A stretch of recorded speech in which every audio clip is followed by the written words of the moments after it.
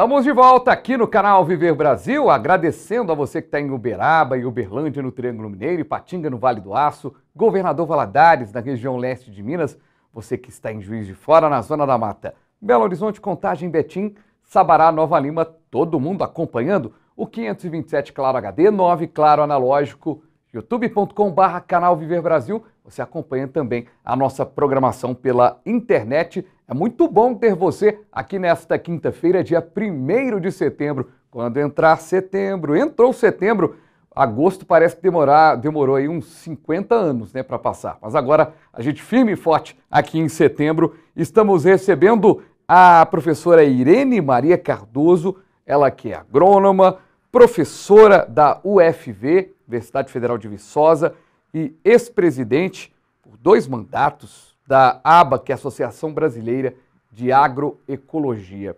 Professora, o tema agroecologia, a gente falou aqui da universidade, e é legal a gente ter essas pontuações todas, e a gente volta e meia está discutindo aqui no programa sobre ações sustentáveis.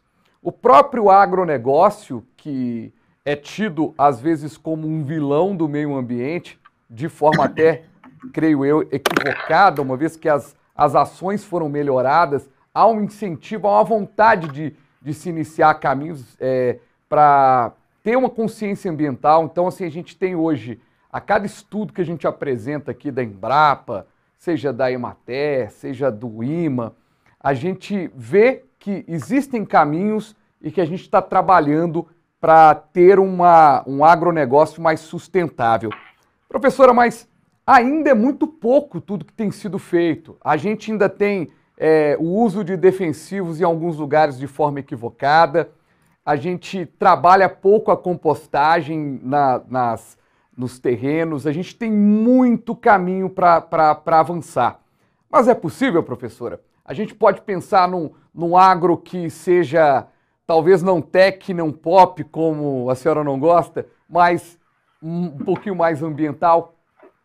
Bom, vamos começar deixando muito claro, eu não estou aqui falando de agronegócio.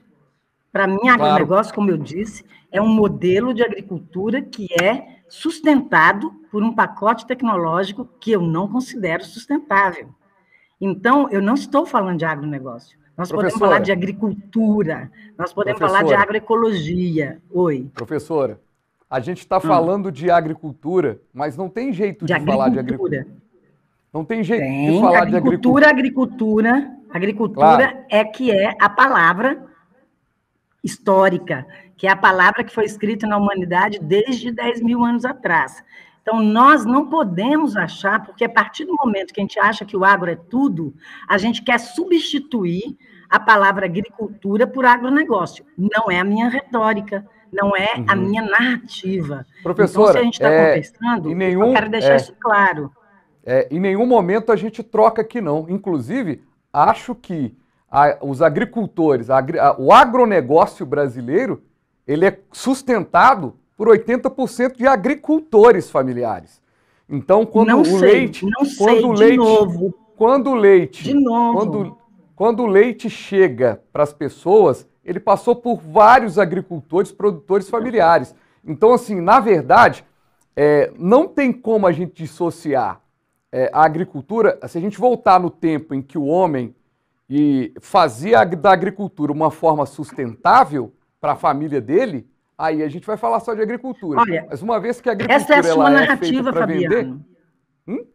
Fabiano, não, a agricultura não é só feita para vender. A agricultura é um modo de vida, a agricultura é uma relação com a natureza, a roça não é só um lugar de produzir e vender, é um lugar de gerar vida.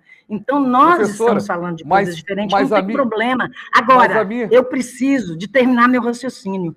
O que eu estou falando é que, para mim, por exemplo, quando você afirma que 80% dos agricultores familiares produzem sob a lógica desse modelo tecnológico, eu discordo. Não é bem assim. Então, vamos colocar as palavras no lugar certo. Nós estamos falando de agricultura, nós estamos falando de agroecologia, e você me fez uma pergunta se é possível produzir de forma sustentável. Eu digo que é possível produzir de forma sustentável. E a gente tem que fazer isso. Eu também discordo que não há impactos ambientais dessa forma de produzir agricultura. Tem muitos trabalhos mostrando isso. Agora, é possível mudar? É possível fazer isso de forma sustentável? É possível. Você começa a tocar num aspecto que é extremamente importante, que é, por exemplo, a ciclagem dos resíduos. O nosso planeta, ele funciona de forma cíclica. Se você for olhar desde a tectônica de placas que formam as rochas, os minerais, é tudo cíclico. Então, não cabe, num sistema sustentável, a gente considerar a casca de banana como lixo. Isso tem que voltar para a agricultura. A gente tem que ciclar todos esses nutrientes. A gente não pode ter um sistema que os nossos resíduos orgânicos vão gerar chorume para poluir as águas. E isso, em muitos lugares, já é feito, e é possível fazer isso de forma diferente. Então, este aspecto que você levanta, ele é extremamente importante, no meu entender, para a gente transformar e ser mais sustentável na agricultura. E aí, este é um aspecto, tem outros, por exemplo, a questão do controle biológico, a gente entender que o insumo da natureza, da agroecologia, de uma agricultura sustentável, é a natureza, a gente vai entender, por exemplo, o papel do controle biológico, dos amigos naturais, nem vamos dizer dos inimigos naturais. Isso é extremamente importante. Então, a gente está falando de dois aspectos extremamente importantes para a sustentabilidade, que eu considero que é a ciclagem, e aí depois eu vou falar que não é só dos resíduos, mas, por exemplo, a própria ciclagem dos nutrientes do solo. Os nossos solos tropicais são solos que têm muitos nutrientes, mas os nossos solos são muito profundos, então eles não estão concentrados. Nós precisamos de buscar esses nutrientes onde eles estão. E, para isso, a gente precisa de vida, a gente precisa de organismo, a gente precisa dos micro-organismos, a gente precisa de raiz de árvores. E as árvores é que têm essa capacidade de ciclar de forma profunda. Então, nós precisamos de sistemas, como você apontou no início, diversos, com biodiversidades, sistemas que aproveitem e que potencializa a vida dos trópicos. Essa vida vai ser importante para ciclar os nutrientes, mas ela também vai ser importante para um manejo saudável daqueles organismos que a gente pode considerar que são indesejáveis. Nós temos uma biodiversidade riquíssima, riquíssima. A gente tem uma pesquisa feita em parceria com a EPAMIG e com o Departamento de Entomologia da Universidade Federal de Viçosa, que é um cartão postal para a gente entender do que eu estou falando. Quando a gente consorcia café com árvores, que é o sistema agroflorestal, que são raízes das árvores profundas, que vai explorar bem o solo, mas vai explorar também bem acima do solo, a gente tem algumas árvores, por exemplo, o ingá, que foi uma mais estudada, que ela tem nectários extraflorais. O que é isso? São pequenos potinhos de néctar que tem fora das flores, nas folhas, que vão sustentar e vai alimentar um conjunto de organismos muito grande. A gente contou, uma pesquisadora, hoje professora do Instituto Federal de Teoflotone, Maíra Rezende, ela contou 79 artrópodes, que são os insetos e aranhas da família das aranhas, se alimentando desse nectário. Destes, 80% eram inimigos naturais, e dos inimigos naturais, 16 da broca e do bicho mineiro. Além disso, o ingá é uma leguminosa que fixa nitrogênio, protege o solo, alimenta os pássaros. Então, a gente não pode falar de sustentabilidade, de manejo saudável, em monocultura. Os próprios agricultores já dizem, monocultura Legal. Não é de Deus, porque quando Deus fez o mundo, fez muito misturado.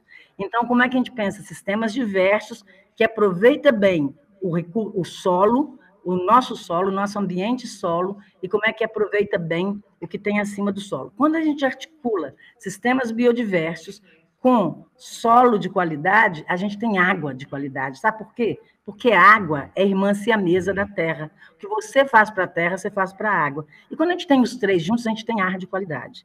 Então, é possível fazer muitas coisas e precisamos de fazer. Agora, para a gente fazer isso, a gente precisa de entender que é preciso e que temos problemas. Então, a gente não busca solução se não tem problemas. Então, a gente precisa de entender que tem problema aí e que a gente precisa de buscar soluções, e há soluções. E eu sou não sou pessimista, sou otimista que nós vamos encontrar essas soluções. Estamos encontrando e já temos.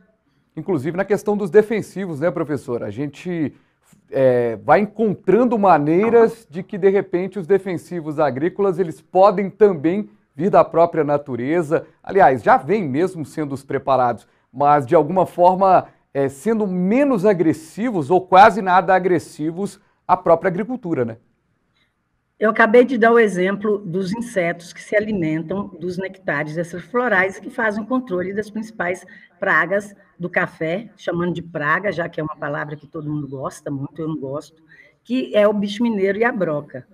Eu discordo da palavra defensivo. Nós usamos a palavra agrotóxicos. Por quê? Essa palavra, inclusive, ela é constitucional, porque isso não dora a pílula. Ela traz no nome um problema sério, que é a toxidez desses produtos. Agora, podemos encontrar e desenvolver produtos que não têm toxicidade? Podemos, e já tem muitos produtos desenvolvidos, que são úteis e que devem ser utilizados. Mas se a gente, de novo, colocar um tipo de agricultura que é dependente das indústrias para produzir esses insumos, de novo, a gente vai estar deslocando a lucratividade da mão dos agricultores para a mão das empresas. Então, nós precisamos, qual que é a diferença? Quando você desenha sistemas biodiversos, como eu acabei de citar dos sistemas agroflorestais, o seu insumo é a natureza. Então, a própria natureza vai produzir e vai equilibrar esses sistemas. É claro que se você precisar de recorrer a um ou outro produto, tudo bem, esses produtos podem existir, podem ser vendidos e comercializados. Agora, nós não podemos sair de um tipo de agricultura completamente dependente dos produtos da indústria, que é onde, então, vão ficar com lucro, para um outro tipo de agricultura que continua dependente dessa indústria, mas que vai produzir um produto mais limpo. Então, nós precisamos de sistemas, de agroecossistemas sustentáveis e que, para isso, tem que ser biodiverso e desenhados para tal. Isso não vou repetir de novo, não significa que não pode utilizar um produto aqui, outro ali, que seja produzido, inclusive, e vendido comercialmente. Professora, eu só tenho a agradecer aqui a sua participação, sei que seu horário também está em cima. A gente, nessa quinta-feira, abrindo o mês de setembro, trazendo aqui esse assunto, mais uma vez, diga-se de passagem aqui no programa, o assunto agroecologia, e a gente tem um prazer enorme de trazer vozes dos mais diferentes cantos, dos mais diferentes órgãos para trazer aqui no nosso AgroB. Obrigado, viu? Eu que agradeço, Fabiana, estou à disposição, se você quiser conversar mais sobre essas questões. Mas eu quero demais, eu adoro uma discussão, um tema, eu acho que é importante a gente sempre trazer isso aqui. Claro, você aí do outro lado está acompanhando a gente pela internet, está acompanhando a gente pela TV, tire suas próprias conclusões e também leve esse conhecimento. A agroecologia foi o nosso tema de hoje, agradeço demais, a gente volta numa próxima edição. Valeu!